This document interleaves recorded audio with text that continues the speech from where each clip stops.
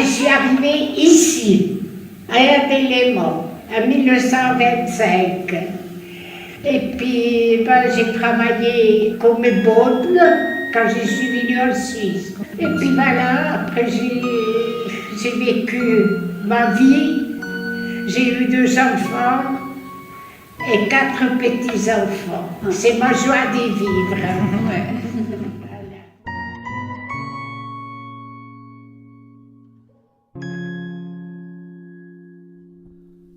Souvenir.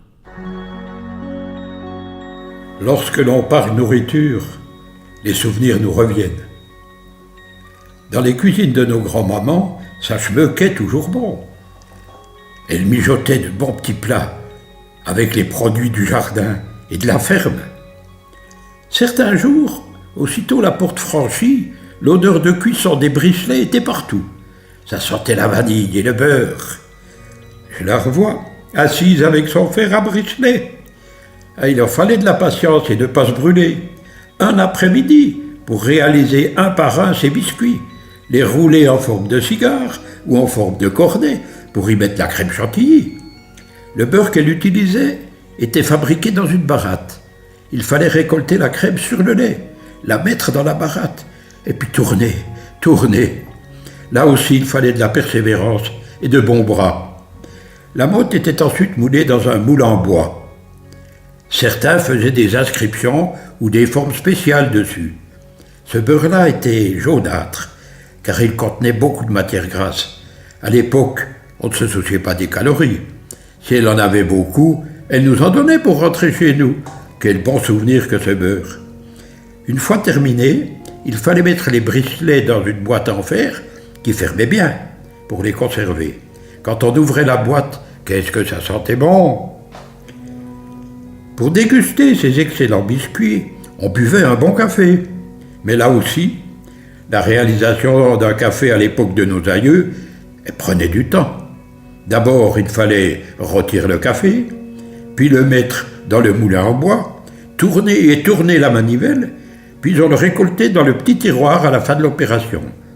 Chaque jour, il fallait recommencer le travail. Durant la guerre, afin d'économiser le café, on y mélangeait la chicorée. Pour les personnes encore plus pauvres, on remplaçait les grains de café par de l'orge.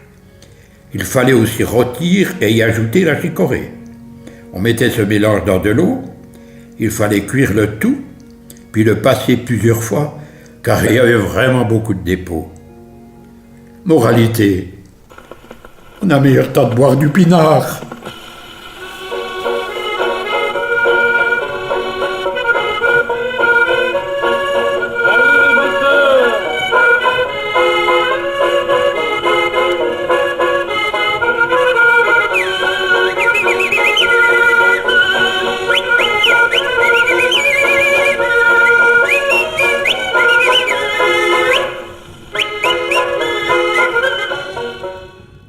À nos petits-enfants. Dans les années 1900, à l'époque de nos grands-parents, beaucoup de plats se cuisinaient dans la cheminée. Il y avait au-dessus du feu une crémaillère où l'on suspendait un chaudron. Par exemple, pour faire la polenta, mettre de l'eau ou du lait, ajouter le maïs, du sel et tourner. Tourner encore. Avec une grande spatule en bois, une fois cuite, ajouter à la polenta du parmesan ou du fromage corsé pour y donner un peu de piquant. Souvent, les fours étaient encastrés dans le mur où on y faisait du feu durant plusieurs heures pour le chauffer. Dans chaque famille, nos ancêtres faisaient du pain une fois par semaine. La farine utilisée venait de leur exploitation. Suivant la grandeur du four, c'était des miches de 7 à 8 kilos. Inutile de dire qu'à la fin de la semaine, le pain était un peu dur. Afin de le ramollir, on le trempait dans le lait. Pour certaines occasions, le strudel nous régalait.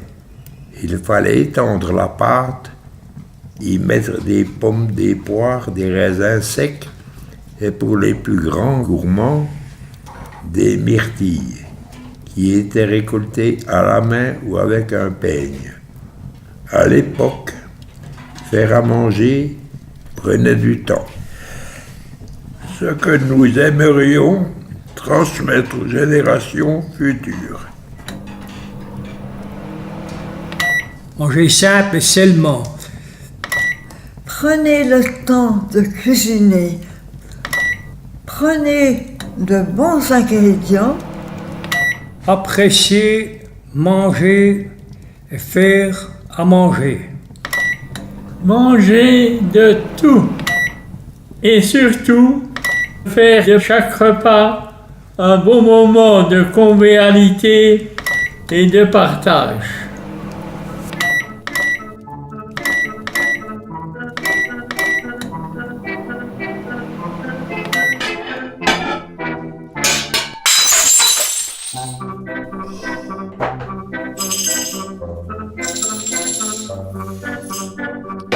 Cher lapin de Pâques.